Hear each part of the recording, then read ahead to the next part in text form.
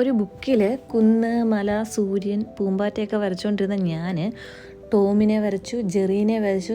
ജെറിക്ക് colour കൊടുക്കുന്ന പ്രോസസ്സിങ്ങിലെത്തി നിൽക്കുകയാണ്. Colour കൊടുക്കുന്നതാണ് നിങ്ങളിപ്പോൾ കണ്ടുകൊണ്ടിരിക്കുന്നത്.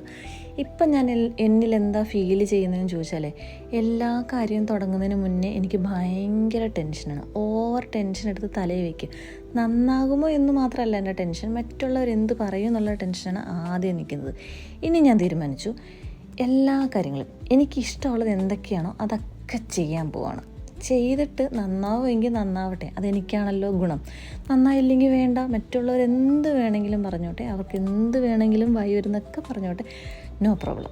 എല്ലാം അങ്ങോട്ട് ചെയ്തു തുടങ്ങിയാലാണല്ലോ നന്നാവോ ഇല്ലേന്ന് നമുക്ക് മനസ്സിലാവുന്നത്. മറ്റുള്ളവരെ പ്രീതിപ്പെടുത്തി എത്ര നാൾ നമുക്ക് ജീവിക്കാൻ പറ്റും? ഇത്രയും നാളും അങ്ങനെയാണ് ജീവിച്ചുകൊണ്ടിരുന്നത്. പക്ഷേ ഇനി പടമെങ്കിൽ പടം, ഡാൻസൊന്നും എനിക്ക് കളിക്കാനേ അറിയില്ല. പക്ഷേ ഇനി ഒന്ന് ട്രൈ ചെയ്ത് നോക്കാൻ തീരുമാനിച്ചിട്ടുണ്ട്. അങ്ങനെ ജെറിക്കൊക്കെ കളർ കൊടുത്ത്, കളറ് പെർഫെക്റ്റ് കളറായിട്ടില്ല കേട്ടോ, നമുക്ക് കളറൊന്നും കറക്റ്റായിട്ട് കിട്ടിയിട്ടില്ല. പിന്നെ അങ്ങനെ ഇങ്ങനെയൊക്കെ മിക്സ് ചെയ്തതാണ്.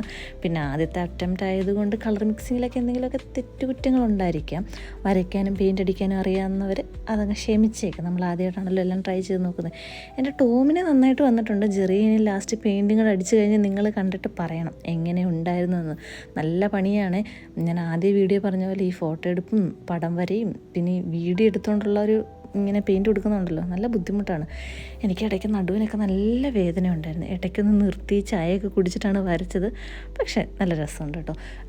ഞാനിപ്പോൾ ഓർക്കാണ് എന്തുകൊണ്ട് ഞാൻ നേരത്തെ പടമൊക്കെ വരച്ച് തുടങ്ങിയില്ല. പേടിയാണ്, എങ്ങനെ വരുമെന്നുള്ള ടെൻഷനാണ്. ഇപ്പം നമ്മുടെ റൂമിൽ വരച്ചാൽ നമ്മുടെ റൂംമേറ്റ്സ് മാത്രമല്ലേ കാണത്തുള്ളൂ. എന്തെങ്കിലും പറയാനുണ്ടെങ്കിൽ അവരുടെ വായിലിരിക്കുന്ന കേൾക്കാം. വേറെ ആരെയും ഇങ്ങനെ എന്താണ് അഭിപ്രായം കേൾക്കേണ്ട വരത്തില്ലല്ലോ. പിന്നെ യൂട്യൂബിലിടുമ്പോൾ നിങ്ങളുടെ അഭിപ്രായമൊക്കെ കേൾക്കാം.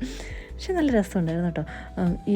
ഈ സാധനം ഉണ്ടല്ലോ കുറച്ച് റിസ്ക്കി ആയിരുന്നു. എൻ്റെ കയ്യിൽ ഫോണിൽ ഇങ്ങനെ ഫോക്കസ് കിട്ടുന്നുണ്ടോ എന്നൊക്കെ നോക്കി വരച്ച് ചെറിയ രീതിയിൽ മിസ്റ്റേക്കൊക്കെ വന്നിട്ടുണ്ട്. പക്ഷെ അതെല്ലാം സഹിക്കുക. ഞാൻ വേറെ ആരോട് കുറ്റം പറയാനാണ്? എല്ലാം ഒരു തുടക്കമല്ലേ. നല്ല രസമുണ്ട് ഈ പെയിൻറ്റിങ്ങൊക്കെ. ഇപ്പം കണ്ടുകൊണ്ടിരിക്കുമ്പോൾ എനിക്ക് ഇത്രമാത്രം കഴിവുകളുണ്ടായിരുന്നു. ദൈവമേ ഈശ്വര, എന്നാലും നന്നായിട്ടുണ്ട്.